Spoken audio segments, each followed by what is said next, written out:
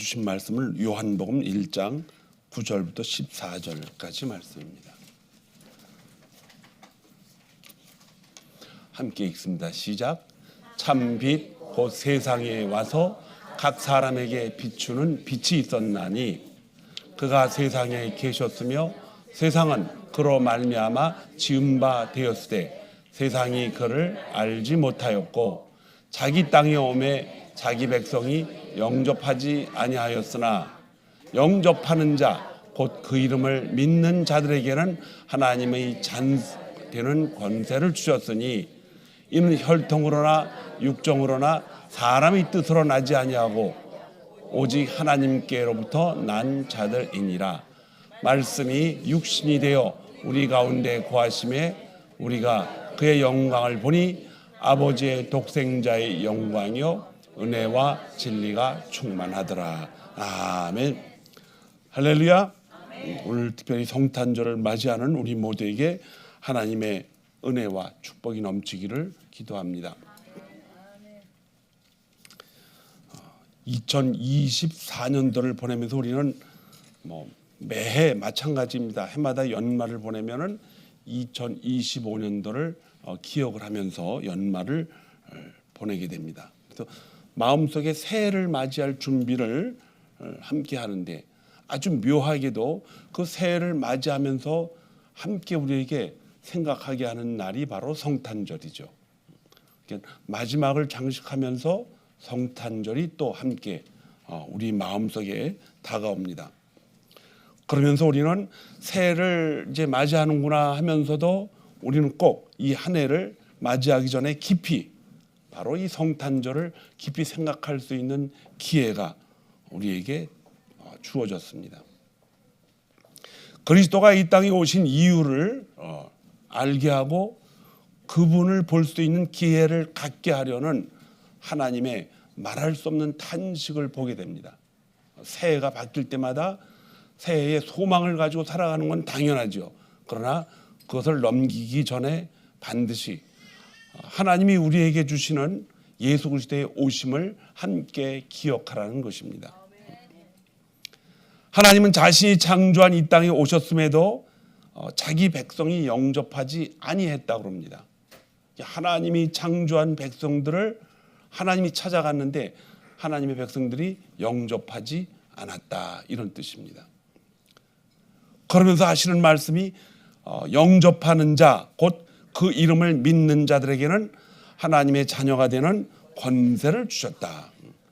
그래서 예수 그리스도를 영접하면은 하나님의 자녀가 되니까는 예수님을 영접해야 된다, 이렇게 말씀을 하고 있는 것입니다.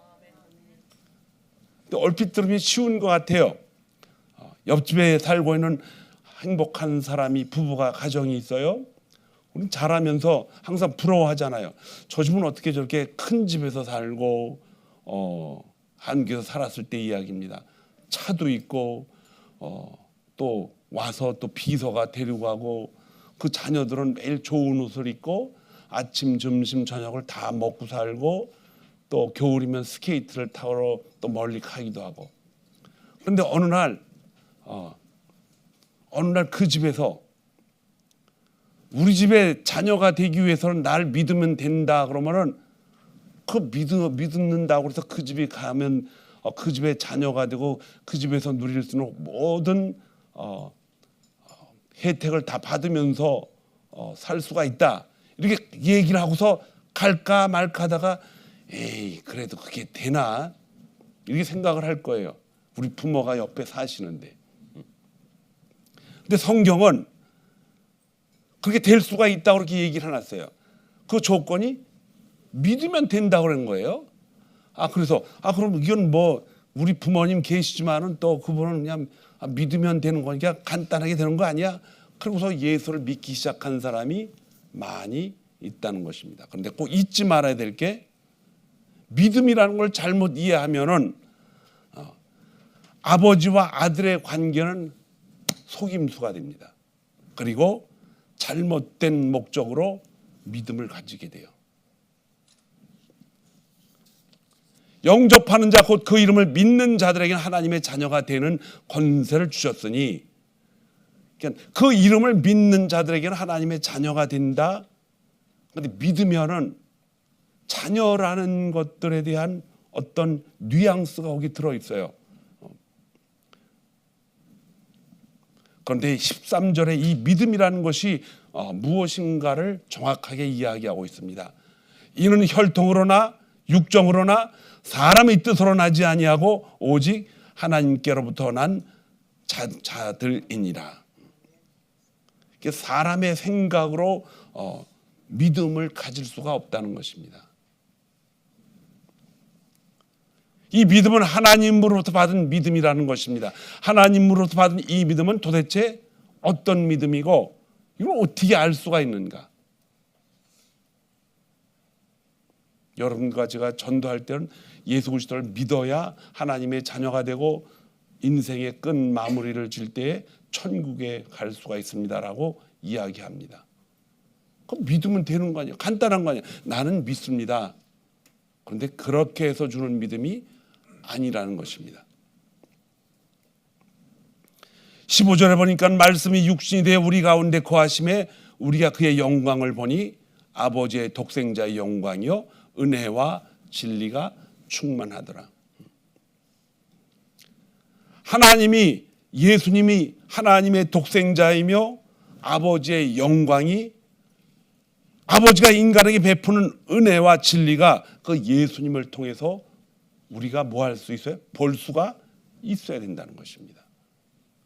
그걸 볼 수가 없다라고 할 때에는 볼 수 있는 때까지 어떻게 해야 돼요? 자꾸 그것을 찾아야 됩니다. 그래서 이 아버지의 영광과 은혜가 충만한 것을 어떻게 보느냐? 그것은 말씀이 육신이 되어 있다는 것을 믿어야 됩니다. 하나님의 말씀이 육신이 되어 이 땅에 오셨다는 것을 믿어야 되는데 이 말씀은 말씀이 육신이 되었다는 것을 믿는 것이 아니라 믿어져야 된다는 것입니다.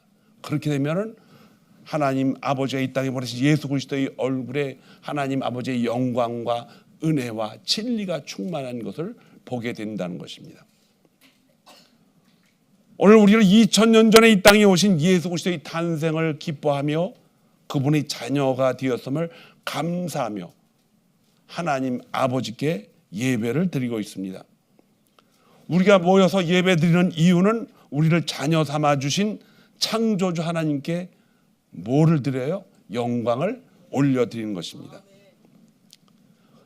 그래서 이는 혈통으로나 육적으로나 사람의 뜻으로 나지 아니하고 오직 하나님께로부터 난 자들이다라고 이게 못을 박아버렸어요. 그러므로 믿음이라는 것은 사람의 뜻이 아니라 하나님의 뜻, 하나님의 계획, 하나님의 섭리 가운데 나타나는 아주 신기한 거라는 것입니다. 마태복음 1장 21절에서 23절에 보면은 아들을 낳으리니 이름을 예수라 하라. 이는 그가 자기 백성을 그들의 죄에서 구원할 자이다. 거기 보면은 죄에서 구원할 자이심인데 누구를 구하느냐? 자기 백성을 구한다 그랬어요. 이 모든 일이 된 것은 주께서 선지자로 하신 말씀을 이루려 하심이니라. 여러분과 제가 하나님을 믿고 주님을 따라간다는 그 자체는 갑자기 내 안에서 생긴 것이 아니라 오래전부터 선지자들이 뭐 한 것이다? 예언한 것이다. 예언이라는 것은 무엇입니까? 앞으로 이런 일이 일어날 것이다 라는 것을 알려주신 것입니다. 보라 처녀가 잉태하여 아들을 낳을 것이요 그의 이름은 임마누엘이라 하리라 하셨으니 이를 번역한 즉 하나님이 우리와 함께 계신다 이런 뜻입니다. 자기 백성을 그들의 죄에서 자기의 자녀들을 그의 백죄에서 구원하기 위해 말씀으로 창조하신 그분이 그 말씀이 뭐가 됐어요? 이제는 직접 육신의 옷을 입으시고 독생자라고 하는 인간이 이해할 수 있는 가장 소중한 단어를 사용하셔서 이 땅에 오신 하나님. 장차 십자가에서 죽음을 당하시고 부활하기까지 3일 동안 함께 힘들어하시며 하나님 아버지와 성령 하나님과 예수 하나님 이 세 분이 함께 힘든 시간을 보내면서 하나님이 그 목적을 이루기 위하여 아들에게 그 소중한 생명을 같이 보내신 것입니다. 이사야 9장 6절은 이는 한 아기가 우리에게 낳고 한 아들을 우리에게 주신 바 되었는데 그의 어깨에는 정사를 메었고 그의 이름은 기묘자라 모사라 전능하신 하나님이라 영존하시는 아버지라 평강의 왕이라 할 것이라. 이사야 7장 14절에는 그러므로 주께서 친히 징조를 너희에게 주실 것이라 보라 처녀가 잉태하여 아들을 낳을 것이요 그의 이름을 임마누엘이라 할 것이라. 이 일의 결국은 마태복음 1장 18절에서 이렇게 기록이 되어 있습니다. 예수 그리스도의 나심은 이러하니라 그의 어머니 마리아가 요셉과 약혼하고 동거하기 전에 성령으로 잉태된 것이 나타나더니 그의 남편 요셉은 의로운 사람이라 그를 드러내지 아니하고 가만히 끊고자 하여 이 일을 생각할 때에 주의 사자가 현몽하여 그에게 이르되 다윗의 자손 요셉아. 요셉에게 요셉아 하지 않고 다윗의 자손이라는 이름을 붙입니다. 다윗의 자손 요셉아. 내 아내 마리아 데려오기를 무서워하지 말라. 그에게 잉태된 자는 성령으로 된 것이라. 아들을 낳으리니 이름을 예수라 하라. 이는 그가 자기 백성을 그들의 죄에서 구원할 자이심이라 하니라. 이 모든 일이 된 것은 주께서 선지자로 하신 말씀을 이루려 하심이라. 보라 처녀가 잉태하여 아들을 낳을 것이요 그의 이름은 임마누엘이라 하리라 하셨으니 이를 번역한 적 하나님이 우리와 함께 계신다 함이라. 요셉이 잠에서 깨어 일어나 주의 사자의 분부대로 명하여 그의 아내를 데려왔으나 아들을 낳기까지 동침하지 아니하더니 나음의 이름을 예수라 하니라. 사람이 사람을 낳으려면 뭐 해야 돼요? 동침해야 되잖아요. 임신을 뭐 혼자 하나? 동침해야 돼. 같이 잠을 자야 된다는 거예요. 근데 요셉은 이를 가만히 끊고자 하여 이건 이스라엘에서는 여자가 결혼하기 전에 임신을 하면은 죽습니다. 그래서 요셉은 이 일을 아무에게도 알리지 않고 조용히 끊고 그냥 약혼녀를 그냥 잊어버리려고 했는데 꿈에 천사가 나타나서 요셉아 네 아내 데려오기를 뭐하지 말라? 무서워하지 말라. 그에게 잉태된 자는 성령으로 된 것이니라. 하나님이 세상을 창조하신 창조주이기 때문에 이를 믿어보려고 애를 쓰지만 같은 인간의 입장에서 처녀가 잉태하여 아들을 낳았다? 믿을 수가 없습니다. 그러나 이 일은 하나님이 창조주라는 것으로 한 발자국 더 건너가면은 어떻게 됩니까? 믿어지는 것입니다. 창조주가 누구입니까? 여러분과 저를 이 땅에 만드셔서 보내신 그분이라는 것이 믿어질 때 독생자 예수 그리스도를 이 땅에 보내신 성령으로 잉태된 것도 어떻게 돼요? 믿어지는 것입니다. 십자가 사건을 잊기 전에 예수 그리스도의 탄생이 믿으라는 것이 아니라 믿어지어야 되는 이유는 그분이 우리의 뭐이기 때문에 창조주기 때문에 그러신 거예요. 그래도 우리는 이 말이 조금 깨름직하면은 여러분 창세기 22장에 아브라함의 사건을 통해서 조금 이해할 수 있는 빌미가 있습니다. 아브라함이 100세에 아들을 낳았습니다.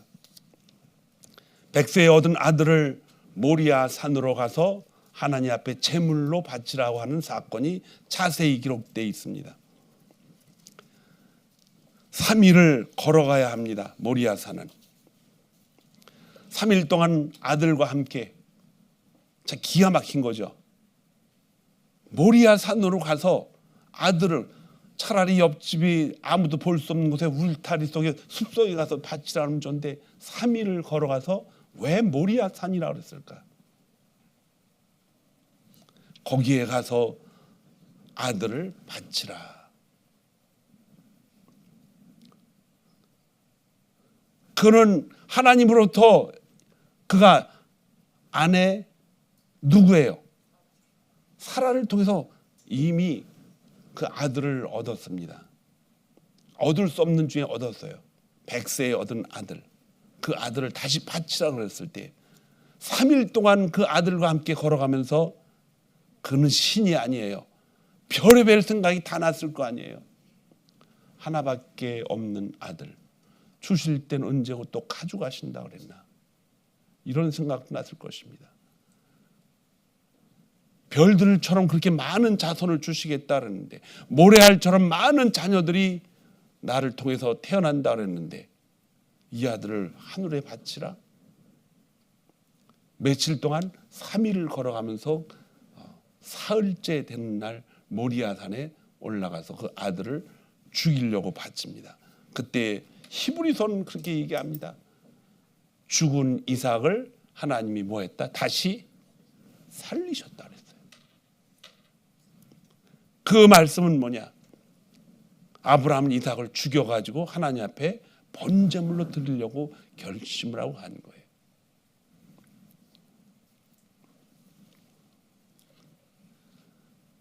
모리아산에서 이삭을 죽여 제물로 바치려고 했던 그 아브라함의 심정을 통해서 여러분은, 저는 하나님이 이 땅 위에 예수 그리스도를 보내면서 십자가에서 죽이시고 3일 후에 다시 살리실 그분의 심정을 아브라함에게 주신 믿음을 통해서 우리는 알게 될 수가 있습니다. 왜 태어났는가? 예수님은 바로 십자가를 위해서 태어나신 것입니다. 마태복음 1장 21절에 보니까 아들을 낳으리니 이름을 예수라 하라. 이는 그가 자기 백성을 저희 죄에서 뭐할 자이라? 구원할 자임이라. 성경은 예수님이 이 땅에 오신 분명한 있음을 선포합니다. 자기 백성을 저의 죄에서 뭐하기 위해서? 구원하기 위해서 오셨다는 것입니다. 죄에서 우리를 구원하기 오셨지만 한마디를 더 붙였습니다. 자기 백성이라고 그랬어요. 자기 백성. 여러분과 저를 하나님의 백성으로 이미 삼으셨기 때문에 저와 여러분을 위해서 오셨다는 것입니다. 이것은 먼 나라 이야기가 아니라 여러분과 제가 하나님의 백성이 된 우리의 이야기라는 것입니다. 우리의 죄를 없애버리시고 그분의 은혜를 깨닫게 하시고 그 은혜를 뭐 할 수 있도록? 볼 수 있도록 하기 위해서 성령이 일할 수 있는 대로를 열어놓기 위해서 예수 그리스도가 이 땅에 오신 것입니다. 그래서 13절에는 이는 혈통으로나 육정으로나 사람의 뜻으로 나지 아니하고 오직 하나님께로부터 난 자들이니라. 말씀이 육신이 되어 이가 우리 가운데 거하심에 우리가 그의 영광을 본다고 그랬어요. 아버지의 독생자의 영광이요 은혜와 진리가 충만하더라. 그래서 하나님의 자녀들은 그분의 영광을 볼 수 있어야 됩니다. 은혜와 진리가 충만한 예수님을 볼 수 있어야 됩니다. 이것이 바로 말씀 안에 있다는 것입니다. 여러분이 저와 함께 읽은 이 말씀 안에 그분의 은혜와 그분의 놀라운 권능이 이 안에 다 들어있다는 것입니다. 말씀 속에 거하시는 예수님의 진리와 충만함을 볼 수 있으려면 뭐 해야 됩니까? 성령이 충만해야 됩니다. 그 길밖에 없어요. 그래서 성경은 베드로후서 1장 21절에 보니까 예언은 언제든지 사람의 뜻으로 낸 것이 아니요 오직 성령의 감동을 받은 사람들이 하나님께서 받아서 말한 것이다. 디모데후서 3장 16절에도 모든 성경은 하나님의 감동으로 된 것으로 교훈과 책망과 바르게 함과 그리고 의로 교육하기에 유익하니 이는 하나님의 사람으로 온전하게 하며 모든 선한 일을 행할 능력을 갖추게 하려 함이니라. 주님이 이 땅에 오셨습니다, 여러분. 우리를 하나님의 사랑, 하나님의 사람, 하나님의 자녀로 온전하게 살아갈 수 있도록 능력을 갖추게 하실 목적을 가지고 이 땅에 오셨다는 것입니다. 성탄절을 맞이하는 새벽빛교회 모든 성도들은 하나님의 자녀임을 잊지 말아야 합니다. 그분이 저와 여러분을 위해서 오신 것입니다. 그분이 하나님의 자녀로 우리가 온전하게 살아갈 수 있도록 능력을 갖추게 하려고 베들레헴 마구간에 오셨습니다. 어떤 미국 목사님이 그러시더라고요. 재미있는 이야기예요. 이 지구상에서 가장 먼저 생긴 햄 공장이 있는데 거기가 베들레헴이래요.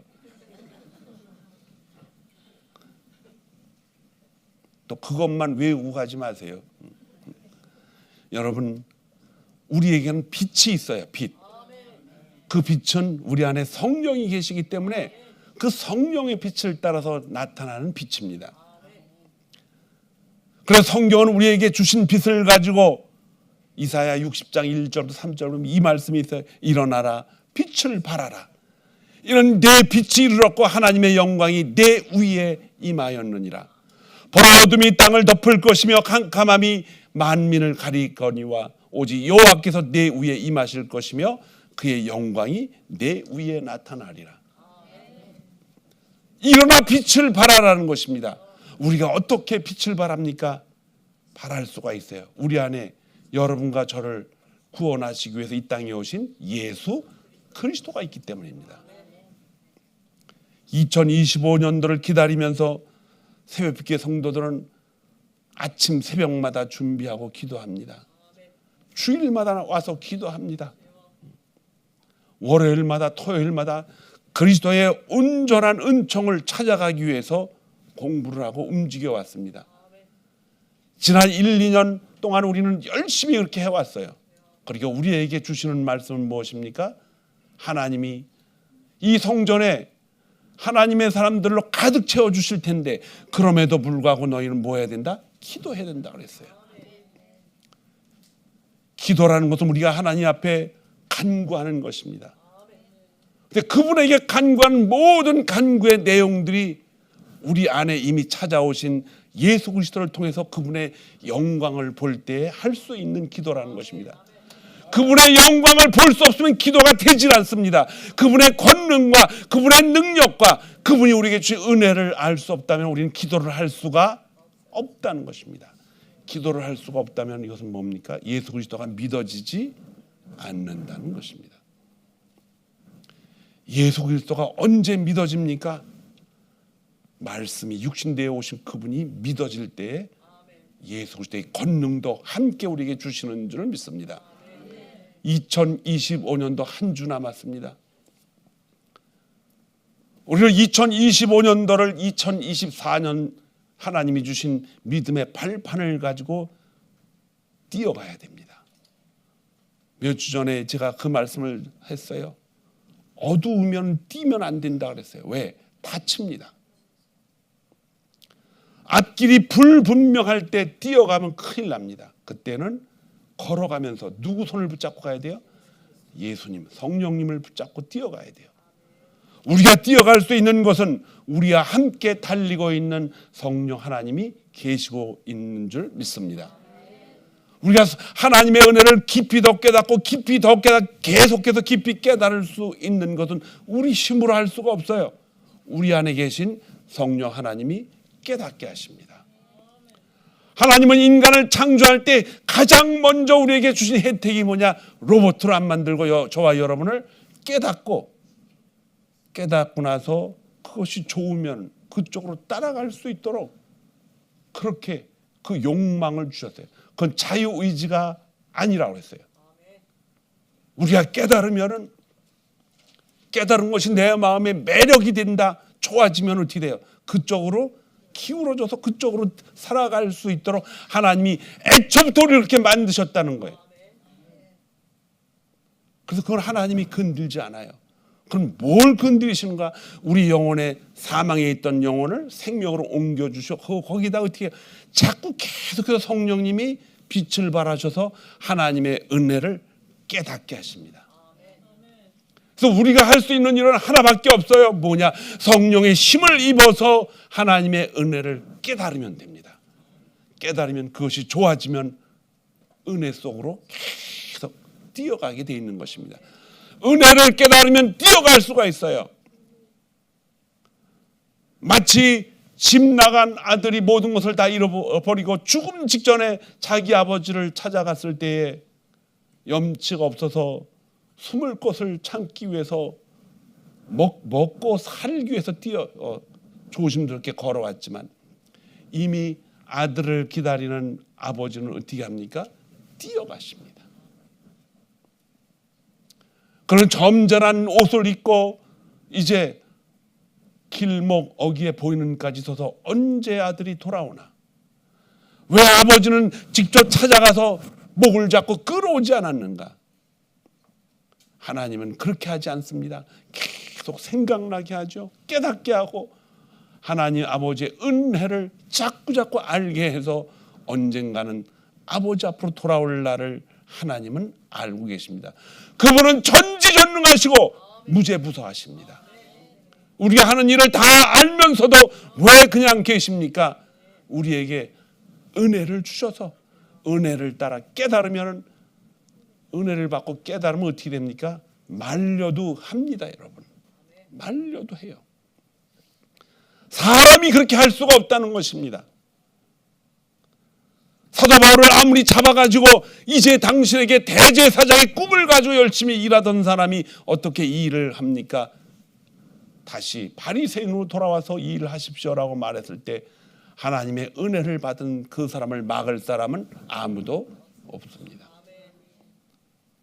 사랑하는 새벽빛교회 성도 여러분, 우리가 할 일은 무엇입니까? 하나님의 놀라운 은혜를 깨닫는 것입니다. 이 깨닫는 것은 성령으로 충만해야 됩니다. 예수 그리스도의 오심은 이 성탄절을 맞이해서 무엇보다도 여러분의 성경을 보는 패러다임이, 세상을 보는 패러다임이 성령과 함께 은혜를 깨닫고 보는 놀라운 성탄절이 되기를 주님의 이름으로 축원합니다. 거기에는 생명이 있습니다. 거기에는 오직 주님만이 주시는 영원한 소망이 있습니다. 이 소망을 가지고 2025년도를 주님과 함께 출발하는 우리 모두가 되기를 주님의 이름으로 축원합니다. 기도하겠습니다. 하나님 감사합니다.